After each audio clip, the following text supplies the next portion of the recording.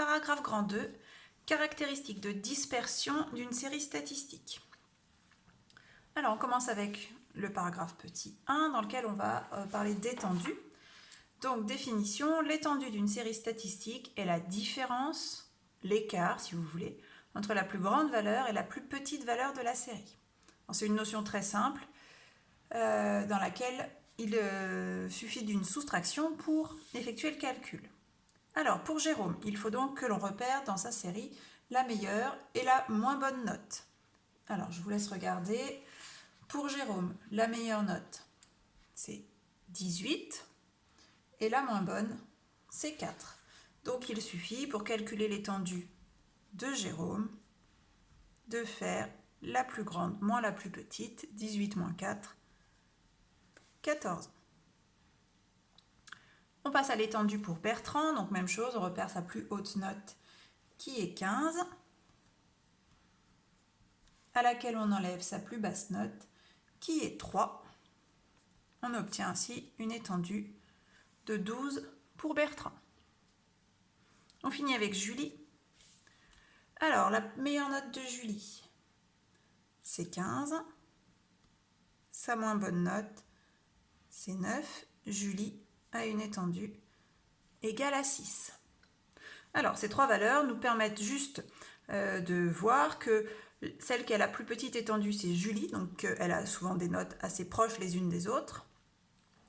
Et celui qui a des notes les plus variées, on va dire, ça va être Jérôme, puisque c'est lui qui a la plus grande étendue. Alors, c'est une caractéristique de dispersion, donc qui nous indique à quel point les valeurs sont homogènes, donc quasiment toujours les mêmes, ou hétérogènes, assez différentes les unes des autres. On va voir d'autres caractéristiques de dispersion.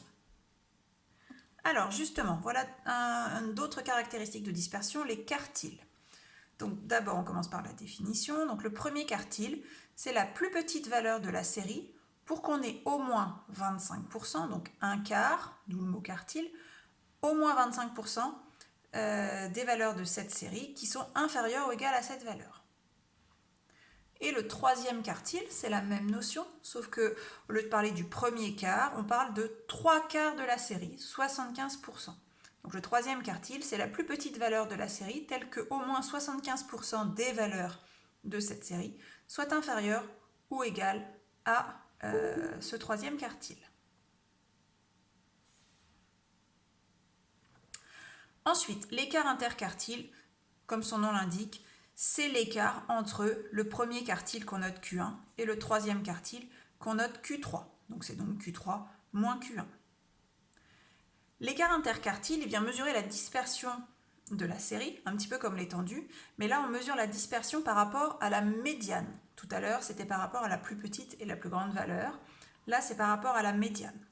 Et dans cet écart interquartile, on a entre ces deux valeurs, on a au moins 50% des valeurs de la série. Parfois, on parle d'intervalle interquartile. L'avantage de cet écart interquartile, c'est qu'il n'est pas influencé par les valeurs extrêmes de la série, qui sont parfois assez peu représentatives. Bien, donc on va s'intéresser aux exemples en calculant les quartiles de nos 3 élèves. Alors, comme pour la médiane, pour trouver les quartiles, il faut commencer par ordonner la série. C'est pour ça que c'est en rouge.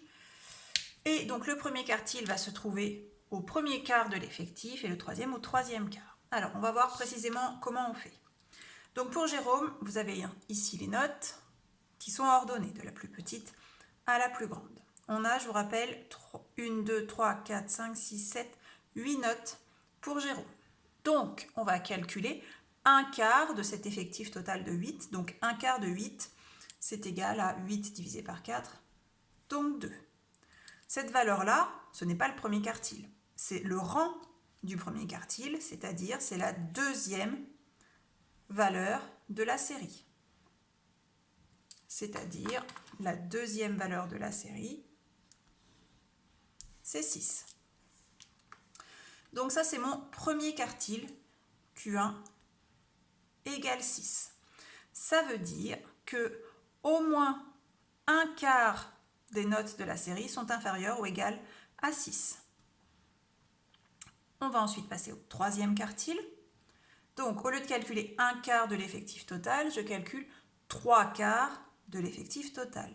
C'est-à-dire 3 fois 8 divisé par 4. 3 fois 8, 24, divisé par 4, 6.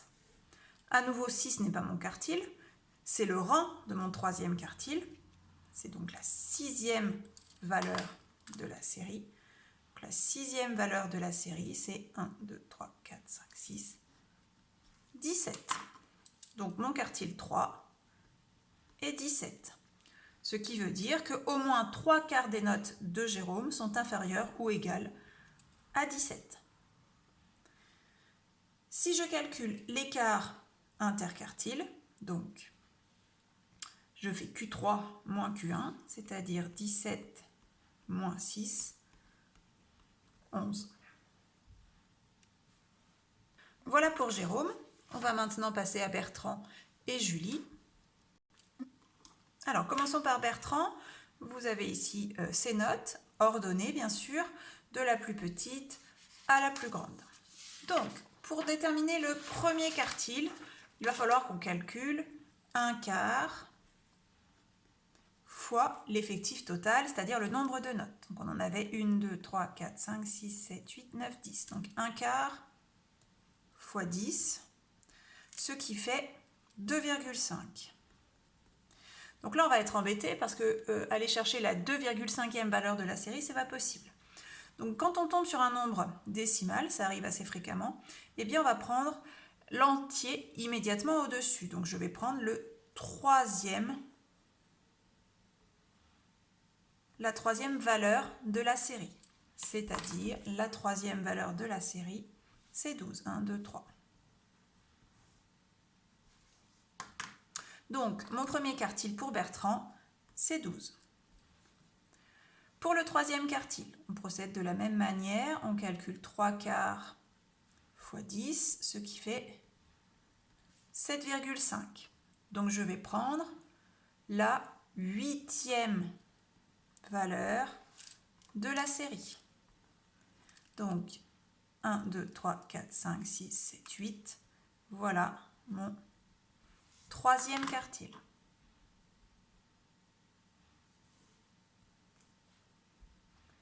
On calcule l'écart interquartile pour Bertrand. Donc le quartile 3 moins le quartile 1, 14 moins 12, ce qui fait 2.